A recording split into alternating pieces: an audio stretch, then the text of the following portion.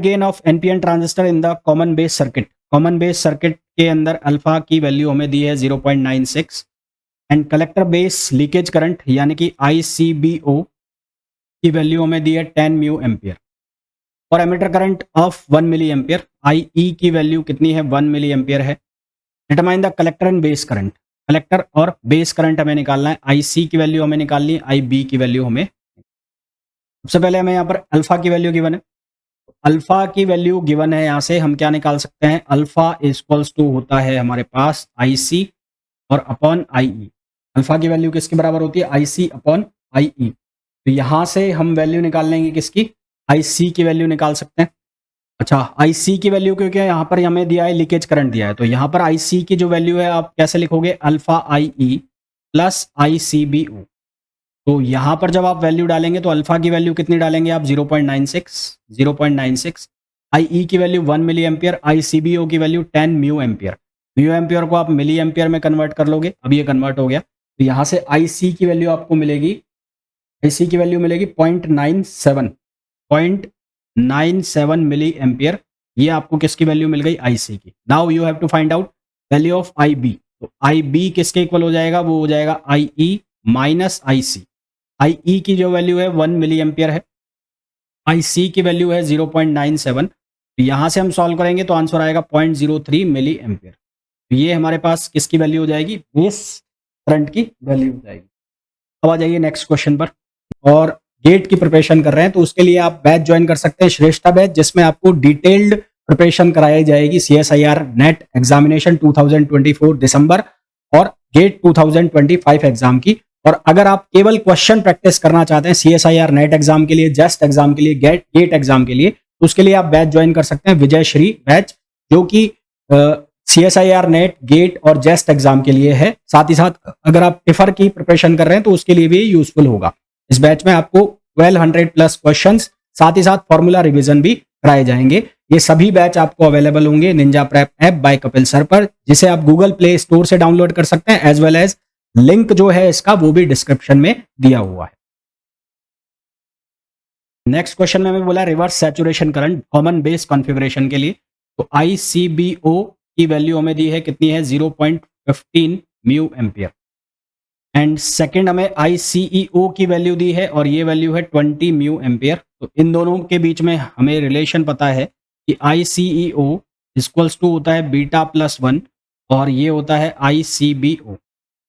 ICEO equals to beta plus 1 ICBO। तो ICEO ये हो गया 20 म्यू एम्पियर में है ना, और यहाँ से बीटा प्लस 1 और ICBO की जो वैल्यू है ये है 0.15।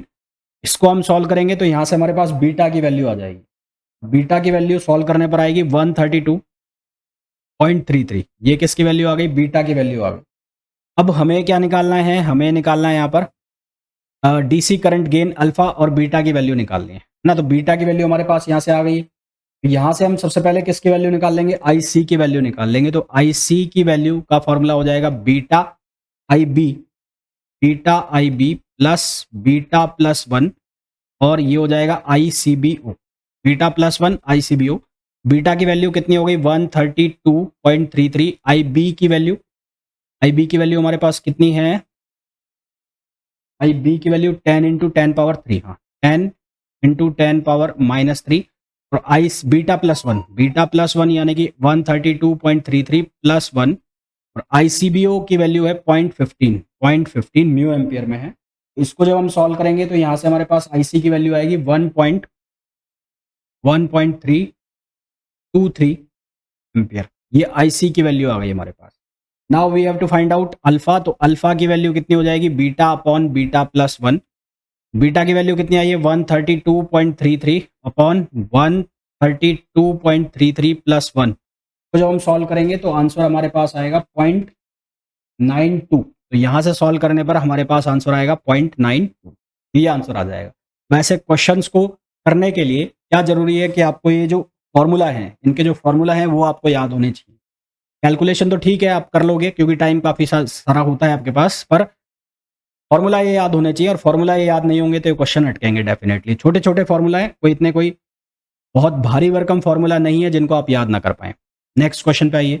The current gain of PNP transistor, current gain जो दिया हुआ है PNP transistor common emitter configuration है, बीटा की वैल्यू है 99।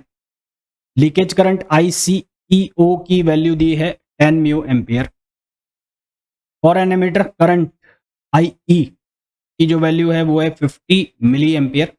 हमें करना है कैलकुलेट IC को और IB को, IC और IB को कैलकुलेट करना है ना। तो सबसे पहले IC जो होता है IC वो किसके बराबर होता है, बीटा IB प्लस ICEO, और आपको करना है IC equals to beta IB की जगह आप रख दो IE माइनस IC और प्लस ICEO। ठीक, फिर यहां से इसको एक्सपेंड करो, IC equals to beta IE minus beta IC plus ICEO। तो ट्रांसपोज करोगे तो IC कॉमन आ जाएगा, ये बन जाएगा 1 प्लस बीटा, और ये हो जाएगा beta IE plus ICEO। Further हम इसको सॉल्व करेंगे, तो फर्दर सॉल्व करेंगे तो एक मिनट रुकना है, क्या हो गया, यहाँ क्या लिखा हुआ था, IC 1 प्लस बीटा और बीटा IE प्लस ICEO।